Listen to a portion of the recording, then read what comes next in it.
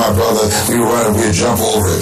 And then they say, raise it a little bit higher. We have to back up and we run and we jump over it again. And then we say, raise it up a little higher. And the higher it got, we have to begin to change our approach and how we're going to get over the bar. And that's the same thing in life. And so right now, I want you to think about your goals and dreams as you begin to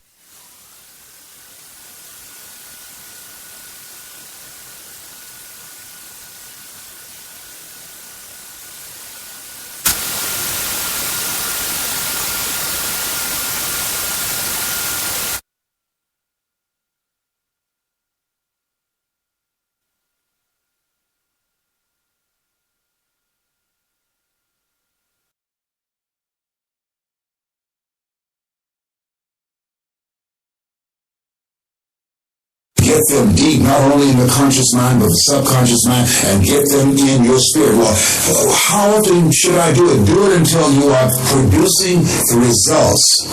That's how often you should do it. And you never stop.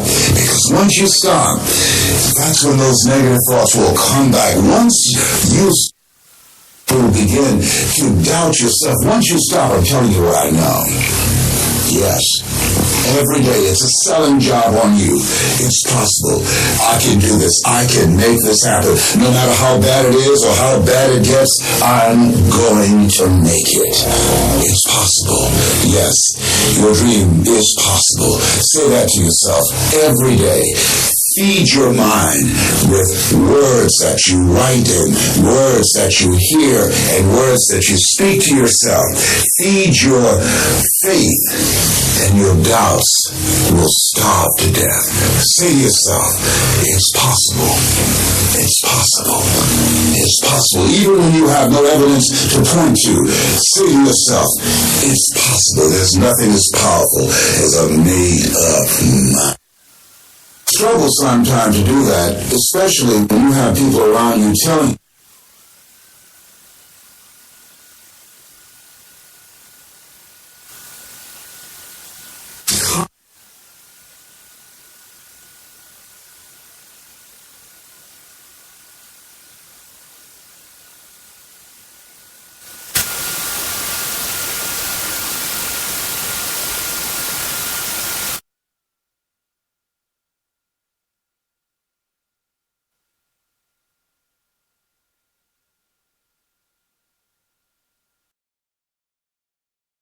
You could see him through the thin ice as he got further away from him, struggling.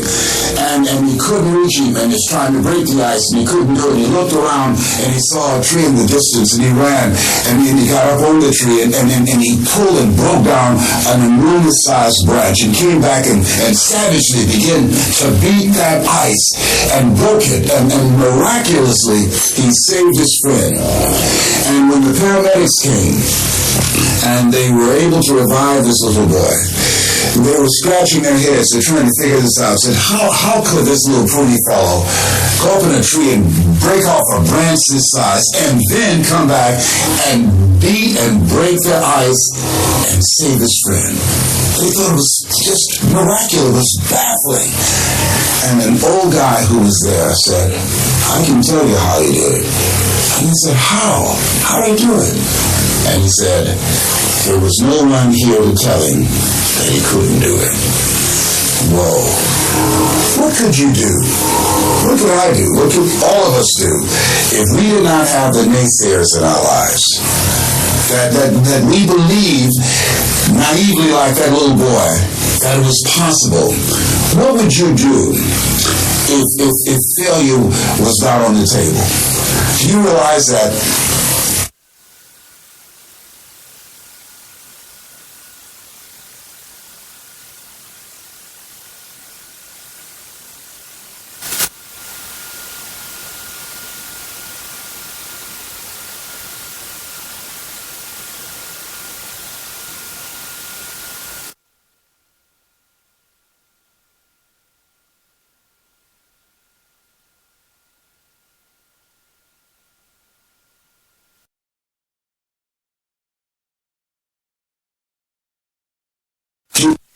Yes.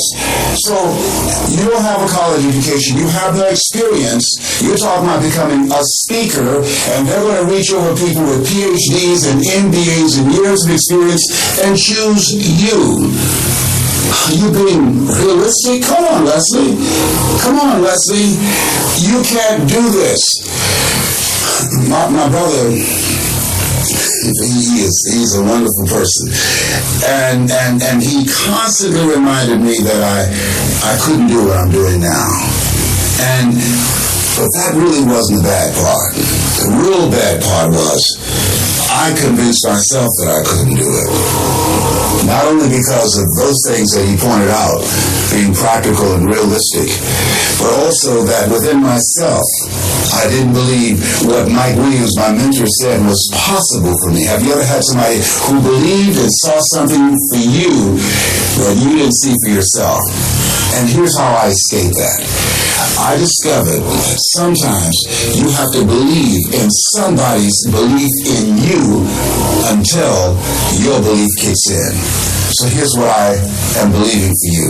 The goals that you right now have, the things that you have envisioned for yourself, this is a reflection of what you've done thus far and what you are engaged in doing. Possible for you right now, but the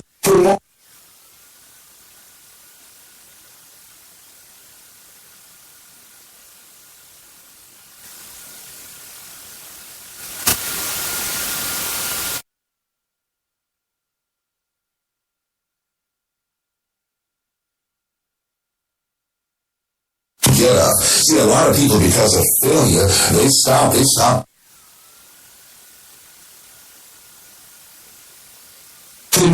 been financially bankrupt. You will fail your way to success. It doesn't matter how many times you fail. It doesn't matter how many times people tell you that you can't do it. It doesn't matter if you don't have a dime in the bank. You will fail your way to success. What's very important is you're believing in yourself. You're constantly saying, somehow, some way, I'm going to make it. I remember a lady out of Detroit, Michigan. They called her Martha Jean the Queen. And she had a motivational message she gave all the time on the radio. And the question she would ask was, do you really want do you really want to win? And she said, if you really want to win in life, you got to believe in yourself. When no one else does. You got to believe in yourself. See, it's easy to believe in yourself and to have faith if you have a good bill of health, if your relationship is working out fine, if you have money in the bank, if you have a secure job, if your mortgage note is paid current, if the children are acting like they have good it's easy. If you go to the doctor, they say, oh, you're doing real good, I'll see you next year. It's easy to have faith then. Let me tell you when it's really tough to have faith.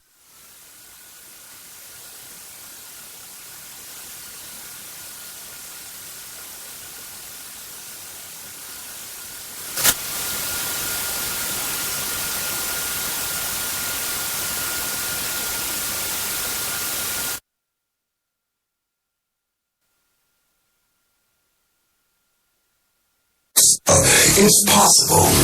It's possible. I can make it. It's possible. I'm going to get through this. It's possible.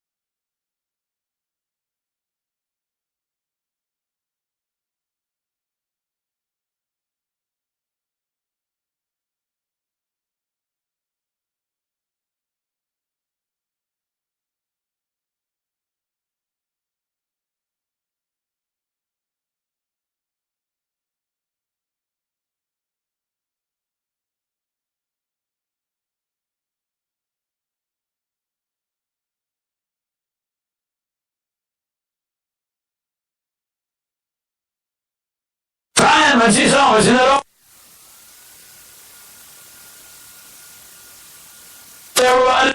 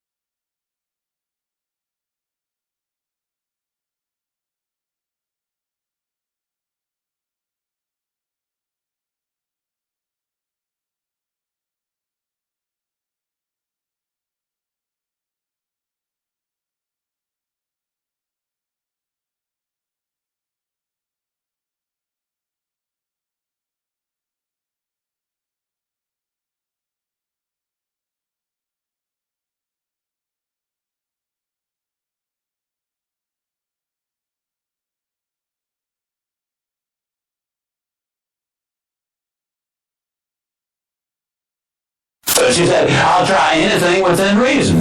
I said, "Okay, when you get home tonight, all of your household tasks are complete. It's bedtime. Get off in a room right by yourself. Get a sheet of paper out, and at the top of it write, 'I like my job because.'" She interrupted me. She said, "That'll be easy. I don't like nothing about that job. Don't like nothing about those people down there." And I said, "Well, just as a matter of curiosity, that you work there for benevolent reasons."